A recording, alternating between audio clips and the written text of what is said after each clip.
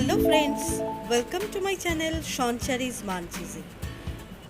আজ আমি তোমাদের সঙ্গে শেয়ার করব একটা ইজি মেথডের ওয়ান পট মিল রেসিপি। তোমরা যারা এখনও আমার চ্যানেলটিকে সাবস্ক্রাইব করোনি, প্লিজ সাবস্ক্রাইব করে আমার পাশে থেকো। আর আজকের রেসিপি ভালো লাগলে অবশ্যই লাইক কমেন্ট শেয়ার করে আমাকে উৎসাহিত করো আরও।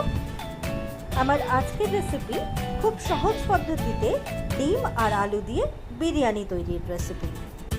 প্রথাগতভাবে বিরিয়ানি যে পদ্ধতিতে বানানো হয়, এই বিরিয়ানি রেসিপিটা কিন্তু ঠিক সেই রকমভাবে বানানো হবে না।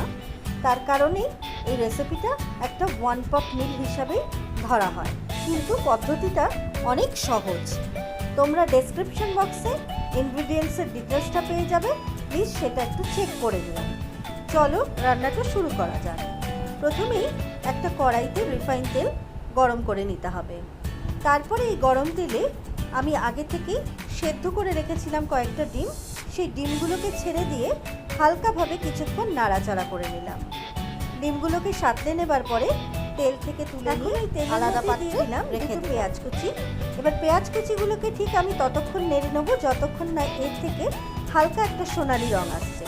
সোনালি রং ধরে গেলেই এরপরে দিয়ে দিলাম আদা রসুন বাটা, দিয়ে ভালো করে একটু কষে নিতে হবে। তারপরে দিয়ে দিলাম সামান্য পরিমাণে একটু নুন। তারপরে আবার খুব ভালো করে এটাকে কষিয়ে নিলাম। আমি আগে থেকেই 2 কাপ বাসমতি চাল ভালো করে ধুয়ে নিয়ে আধ ঘন্টার জন্য ভিজিয়ে রেখেছিলাম।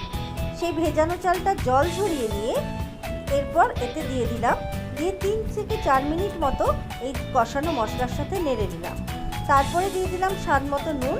এবার নুনটা দেওয়ার পরে আবার সব কিছুকে ভালো করে নেড়ে মিশিয়ে যেতে থাকলাম।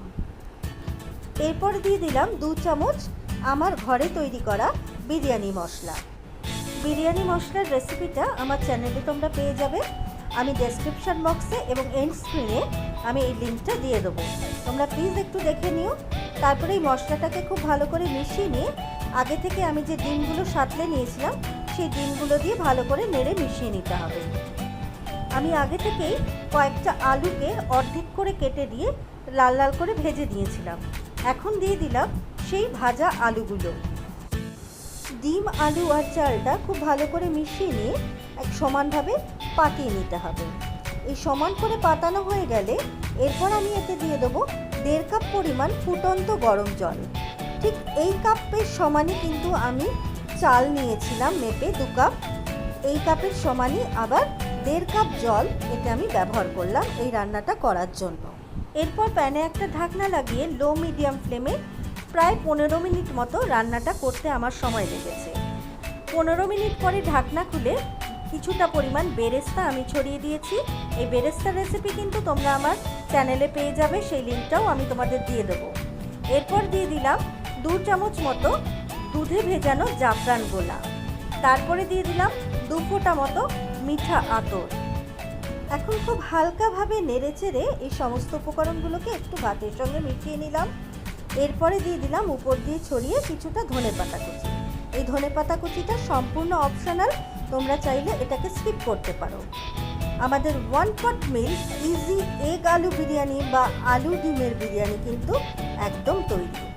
পরিবেশনের আগে শুধু একটুখানি আমি 2 মিনিটের জন্য কড়াইতে ঢাকা দিয়ে স্ট্যান্ডিং টাইমে রেখে দিলাম। তারপর পরিবেশন করে নিলাম একদম গরম গরম। আমার রান্না শেষ করে কিন্তু পরিবেশনও হয়ে গেছে। তাই আজকের মতো টাটা, আবার দেখা হবে অন্য আরেকদিন অন্য রেসিপি নিয়ে।